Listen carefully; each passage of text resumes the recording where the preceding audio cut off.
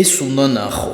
როგორ აუხსნის ამებას არ ამორწმუნეს? მუსლიმები ხშირად სვამენ კითხვას, როგორ შეიძლება ღმერთი, იესო ქრისტე და სული წმინდა იყოს ერთი? ანუ ქრისტიანები ეთაყვანებიან ერთ ღმერთს თუ სამს? ბიბლია გვეუბნება, დაბადება 1:26-ში გავაჩინოთ კაცი ჩვენს ხატად.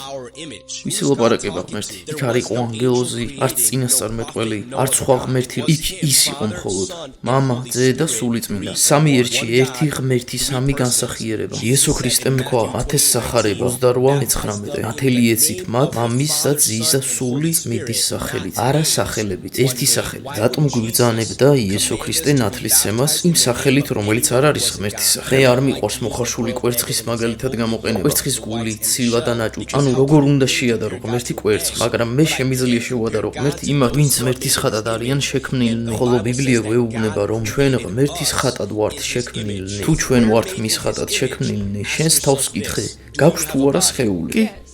გაქვს თუ არა სული? დიახ. გაქვს თუ არა სამშვინველი? არიან თუ არა ისინი განსხვავებული? ესე იგი ისინი ასრულებენ განსხვავებულ ფუნქციას. დიახ, მაგრამ ისინი ხომ შენ ხარ? რა თქმა უნდა, სამი ნაწილი, ერთი არსება. ასე შეგქმნა ღმერთმა, რადგან ასეა თვითონ ღმერთიც. უკეთესად რომ გაგაგებინოთ, შეხედე მზეს. ზე თვითონ ერთი დიდი ცეცხლის ბურთია, ანუ მამა ღმერთი წყარო. სინათლე, რომელსაც ხედავ, ეს ძე ღმერთია, ხილული ხატი.